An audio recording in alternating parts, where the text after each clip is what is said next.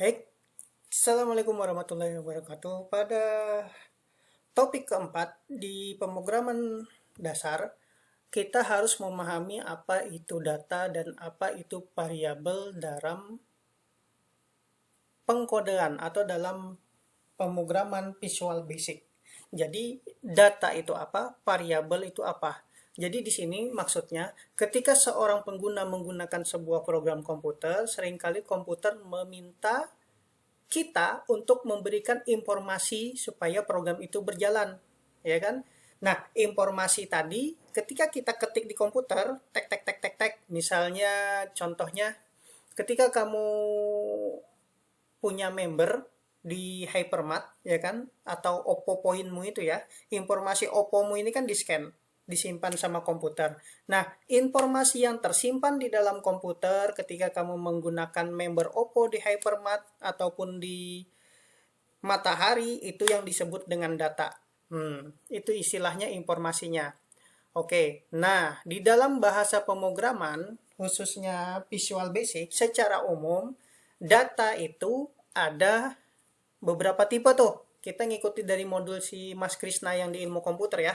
Yang pertama, data itu bentuknya string. Itu merupakan teks, huruf, angka, dan tanda baca. Kemudian jenis data yang kedua, data yang berupa integer. Integer ini bilangan bulat dari 0 sampai 9. Jadi dia bilangan bulat. Kemudian ada single. Nah, tipe datanya merupakan data yang berupa angka pecahan. Jadi ada single, ada double, itu tipe datanya merupakan angka pecahan. Angka pecahan maksudnya apa coy? Maksudnya yang ada 0, komanya. Kemudian tipe data dalam komputer ada yang namanya currency, itu berupa angka mata uang. Kemudian date, itu data berupa tanggal dan jam, karena dia berupa data berupa waktu.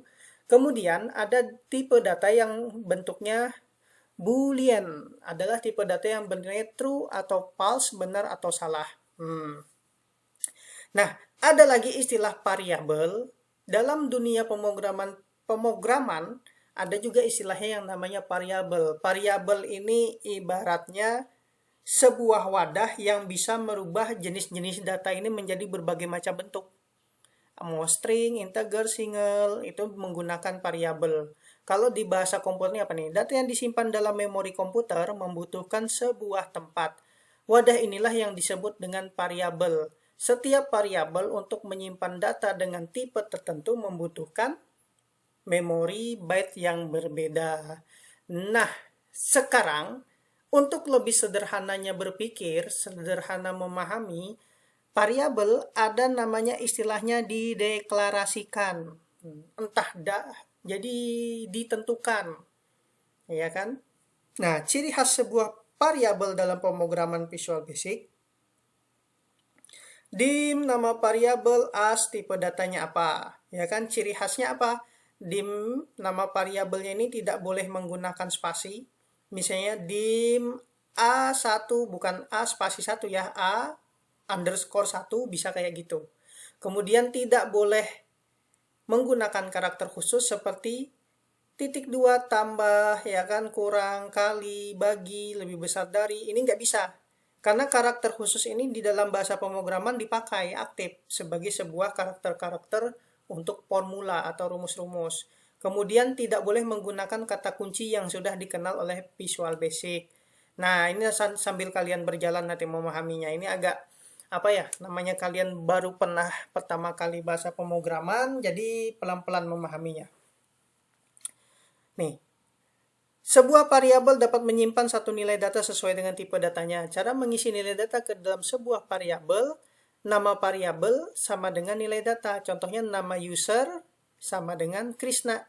Untuk tipe data tertentu, nilai data harus diapit dengan tanda pembatas. Tuh lihat.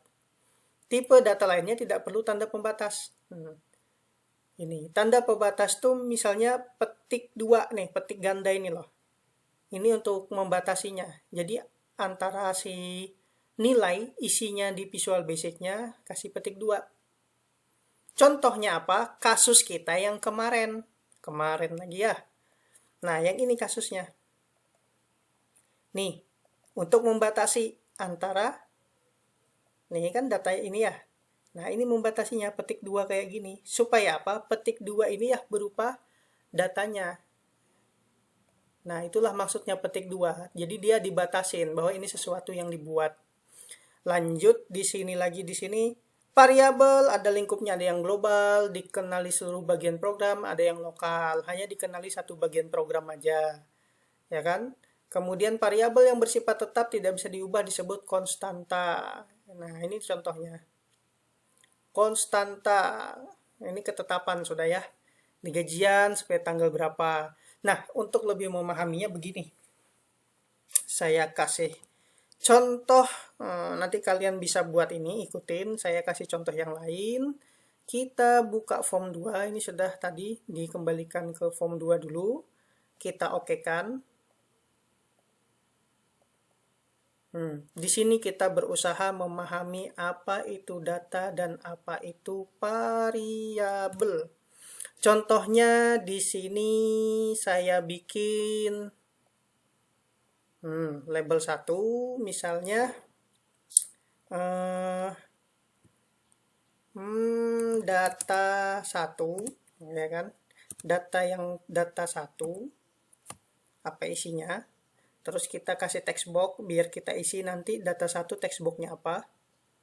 Ya kan, text boxnya ini teksnya kita hapus biar bisa diisi. Ininya warnanya biar biar agak kontras sedikit, kasih warna kuning. Ini juga back colornya kasih warna kuning biar jadi seolah-olah satu kesatuan ya. Kemudian data 2 kita buat lagi variabel data 2. Nanti bukan variabel ya, label. Salah gua. Label data 2. 2, ini contoh.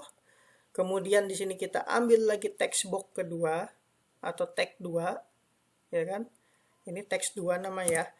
Pak, bagaimana caranya mengetahui namanya si tag 2? Klik aja di sini, pasti di sini namanya tag 1 ya. Klik di sini, ini namanya property formnya.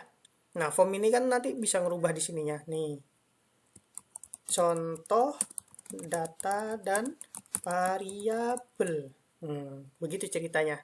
Kemudian di sini back color lagi di sini biar sama, biar jadi amperan tatak warna kuning.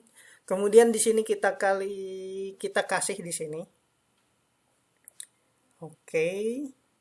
Teks 3. Teks 3 jangan lupa teksnya kita jangan name ini ya. Kalau name ini dirubah nanti rumusnya berubah juga. Formula di codingnya kita rubah di teksnya aja isinya. Mana huruf T di sini? Sebentar, ini mau saya error. Ini dia. Nah, hapus. Baru di sini kita lihat.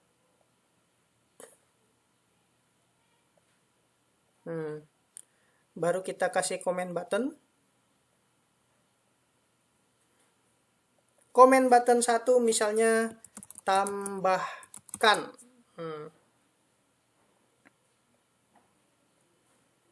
Oke. Jadi ini data 1, misalnya begini coy. Ini 1. Ini 2. Kita tambahkan ke sini jadi 3. Memahami sebuah variabel begini. Jadi apa yang diketik ini data ya. Informasi yang diketik ini 1, 2, 3 data. Ya kan? Data ini kan apapun yang diketik ini berupa teks. Ya kan? Berupa teks. Gimana caranya supaya jadi atau kayak gini. 12.45. Ya kan? Habis itu dia sampai 15.24. Nih. Apapun yang diketik ini berupa teks kalau posisi begini. Makanya ini harus dibantu dengan membuat sebuah variabel. Oke, saya lanjutkan aja daripada saya membuat kalian semakin bingung. Lanjut. Saya bikin sebuah rumus di sini. Di komen 1. Nanti kalian mohon diikutin ini. Di sini tadi namanya tag 1.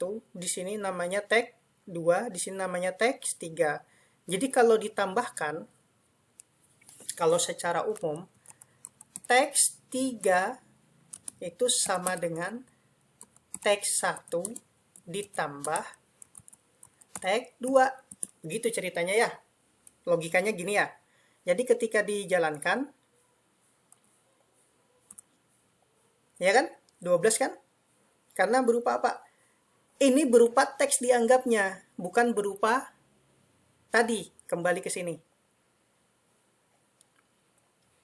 Bukan berupa data integer, bilangan bulat atau bilangan single. Dia datanya berupa string, segala sesuatu yang diinput itu. Berupa teks. Jadi formatnya ini kita ganti dulu, kita variabelkan dulu.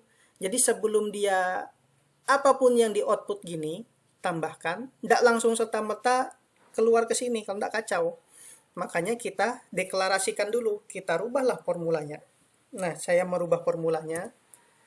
Kita mendeklarasikan sebuah variabel dengan cara dim, ya kan? Dim data 1 as apa? Jenis datanya adalah integer, bilangan bulat. Nah, integer, salah tulis gua, integer. Ya. Kemudian dim data 2 as integer juga.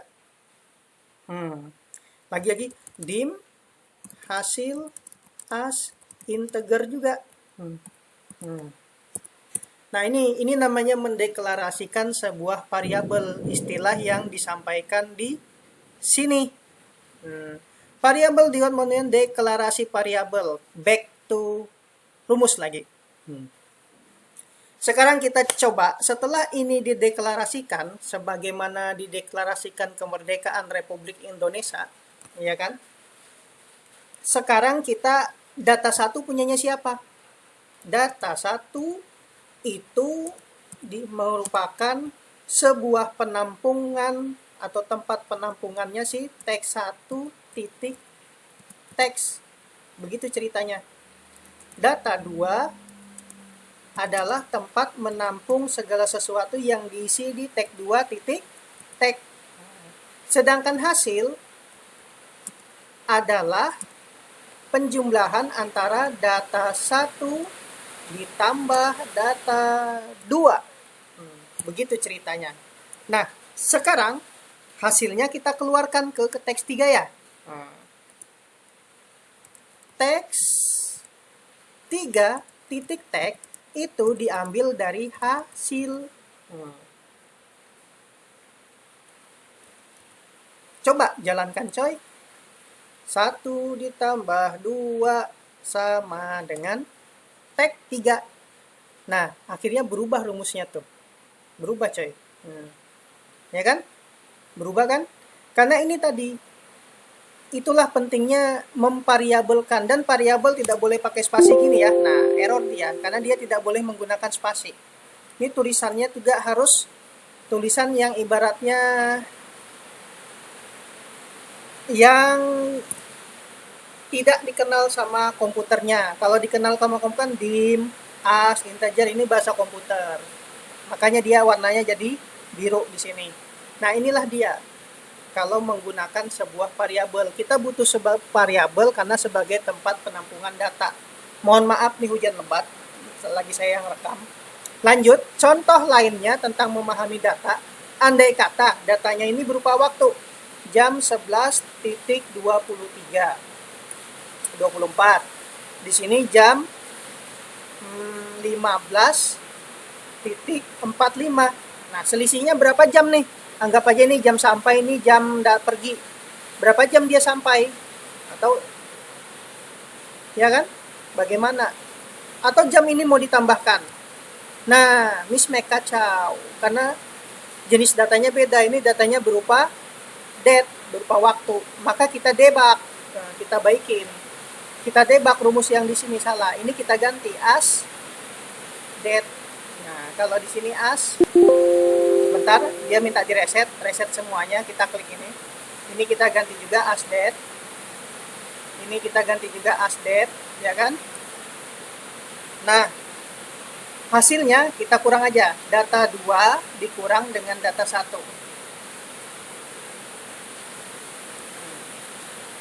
Jadi ketika di play, jam perginya adalah jam 11.24. Jam sampainya jam 20.45. Berapakah selisihnya? Tek.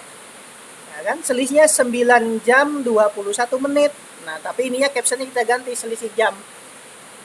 Nah, semoga kalian bisa memahami apa itu variabel, apa itu data.